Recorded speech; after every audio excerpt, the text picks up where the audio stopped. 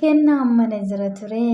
Akkasuma firiin kaatee mana dhaqee tanan kennaatti haasa'a jettee karaa mana isaatti qajeeltee ሰላም ሰላም እንዴት ናችሁ? ደህና ናችሁ? እኔም በጣም ደህና ነኝ እግዚአብሔር ይመስገን። akkuma beekamu diraamaa fi kennaa isinii qabadhee dhufeetinan jira hordoftoota koo na hordofaa isiniin jechuun jaaladha. Akkuma beekamu mana itti ol seentee mana geessee jetteeni akkasuma kennaanis waggaa ishiin ol seentuu suuraa ilaalaa jira. Isheen immoo dhaabattee suuraa dubartii ilaalaa jira miti. Ani akkanumaanan isa jaaladha jettee yaada keessa galtee kennaan immoo noorii seeni firii koo jedhee ishee simachaa jira. Ol ka'ee kennaan ishee simatee firuu koo seeni taa'ikaa isheedhaan jedha. Isheen immoo keessa garaa isheetitti ani isan jaaladha. Inni maaliif nan jaalatu? Jaalalli koo maaliif itti mul'atu? Jettee dhaabattee hin haasofti. Garuu akka kennaan naga'utti osoo hin taane keessa isheetitti gungumuudhaanii ni dubbatti. Baafattee kennaatti dubbachuu hin dandeenye garuu yaaddee isa bira dhaqxee mana isaa seentee isatti haasa'uu barbaadde yeroo ol seentu inni footoo waan laaluu fi dubartiin baay'ee waan nama shakkinuu fi isheedhaan qabatee hundumti keenyayyuu ni shakkina. Kanaaf footoo dubartii ilaalaa jira jettee kennaa irratti ka'uu barbaadde. Inni garuu footoo kan dubartii osoo hin taane footoo nama biraa ilaalaa jira natti fakkaata.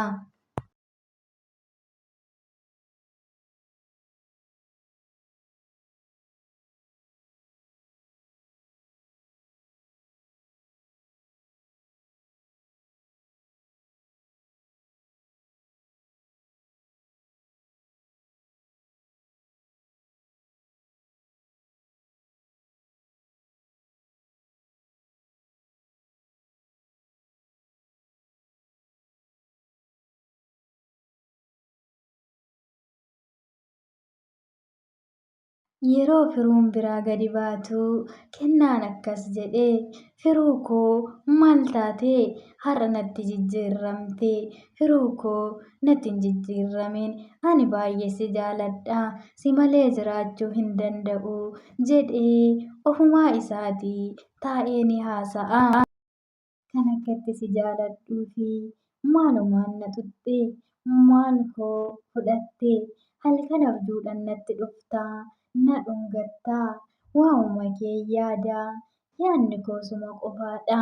Firuu koo maaliin na hiite jaalala keetiin baay'ee na miite jedhee kennaan jaalala isheedhaa qaba. Kennaan immoo halkan abjuun natti dhuftaa guyyaa jaalalaan natti dhuftaa isa kamiin filadhaa? Firuu koo isa kam naa wayyaa? Isa qaamaan dhuftee yaadan na bira dhaabattee natti haasoftuudha moo isa abjuudhaan natti dhuftuu filadhaa jedhee filannoo isaa adda baafachuu dadhabee taa'ee ni yaada. Yeroo hundumaa waa'ee kee yaada. Firuu koo maaliin na hiite jaalala keetiin baay'uma na gaadite jedhee kennaan alagaa isaatirraa asiif achi gangalatee waa'ee firuu ni yaada. Ofumaa isaatii ofitti haasa'a malee namni isa bira jiraatetii miti.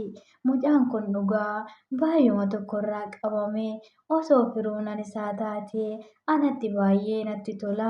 Isin immoo hordoftoota koo kan eenyu yoo taate isinitti tola?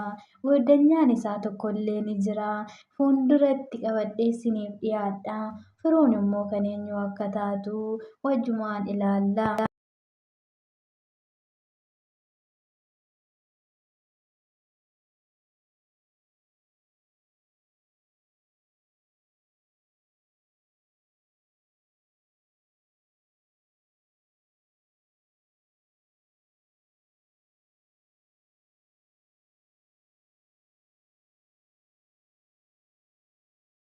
Walaloo jaalalaa natti fakkaata. Isheenis akkas jettee ni barreessiti. Ani tana dura nama waa barreessee hin beeku. Garuu onnee koo kan na to'ate si qofaadha. Garuu kennaa koo har'aa boruu akka na jaalattu natti himta jedheen si eegee dhabee jechuudhaan ni barreessite. Garuu ati na jaalachuu baachuu dandeessa.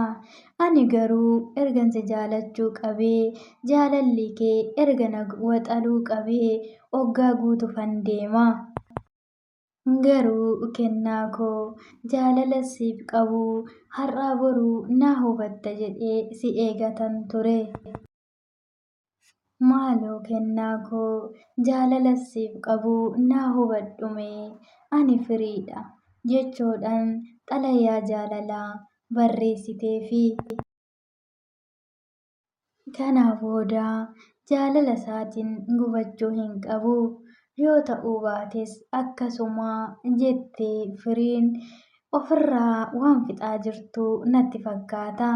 Xalayaa kana kennaatti hin kenniti moo maal isinitti fakkaata? Garuu sodaa waan qabduufi yeroo hundumaa garuu kophaa isheetti waa'ee isaa yaaddi malee kennaan hin hubanneefi. Kennaanis akkasuma firiin hin hubanneefi isaan lachuu kophaatti firiin waan kennaan jaalatu itti hin fakkaatu. Kennaanis waan firiin jaalala isaa qabee itti hin fakkaatu. Jarri kun lachuu kophaa isaanii mana isaaniitti wal akka jaalatan keessa ofii isaaniitti haasa'u malee baasanii walitti dubbachuu ni sodaatu. Tarii xalayaadhaan yoo xalayaa walitti kennanii dubbisanii wal argataniin gara qaama wal arganii waan walitti haasa'an natti hin fakkaatu. Kennaan immoo hiriyaa isaa mucaa dhiiraa tokko biraa dhaqee hoggaa inni dhaqu mucaan gaddee ni dhaabbata. Maal taatee gaddite? Maal yaaddaa jedheeni? Maalan yaada sitti fakkaataa jedhee mucaan ni gaafate. Kennaan immoo deebisee jaalalli si qabinnaa jaalalatu si qabe ta'innaa jechuudhaan deebiseefi. Hiriyyaan kennaa immoo akkas jedheeni jaalala birrii yoo ta'e na qabeera kan namaa immoo hin beeku jechuudhaan deebiseefi. Kennaan immoo jaalalli birriirraa nama qaba jaalalli birrii kan namaa caalaa jedhee deebiseefi. Hiriyyaan kennaa immoo ani jaalala namaa hin barbaadu kan birrii qofa malee jedhee deebiseefi. Kennaan immoo illoleeni namaa fi birrii walitti fiddaa? Osoo akkas ta'ee akkuma habaaboon aduu fi bishaan malee jiraachuu hin dandeenye nutis osoo namni jiraachuu baatee osoo jaalalli jiraachuu baatee jiraachuu hin dandeenyu. Dogongorteetta jedhee hiriyaa isaa gorsuutti ka'e. Kennaan immoo jaalalli addunyaa kee sii ibsee mana kee jireenya kee sii bareessa jechuudhaan itti dubbate. Hiriyyaan isaa immoo tuffachuudhaan jedhee akkamitti namaan sin jaaladhaa siifan du'aa jettaanii jedhee kennaatti dubbate. Hiriyyaan kennaa immoo akkas jechuudhaan deebiseefi. Akkasuma kennaan immoo osoo firii kootti dubbadhee dubbachuun sodaadhe malee nan jedhaanan ture sin jaaladhaa sin kabajaa siifan du'aa bareedduu koo jedheen jaalalan qabu nan ibsaafi sin amanaa. Urmii koo guutuun si jaaladhaa jireenya koo guutuun siif laadhaa jedhee tanan ishii amanuudhaan ishiitti dubbadhaa jedhee hiriyaa isaatitti taa'ee ni haasa'a. Yeroo inni akkas jedhuuni hiriyyaan kennaa immoo kennaa taazabee yeroo mana barumsaa turtetti ati waa'ee kitaabaa waa'ee barumsaa dhiiftee waa'ee jaalalaa barachaa turtee jedhee kennaatti na dubbata. Kennaanis ta'uu hin oolu jechuudhaan deebiseefi. Hiriyyaan isaatis immoo nan shakkaa jedheeni. Firiin immoo daandii gubbaa ni adeemti.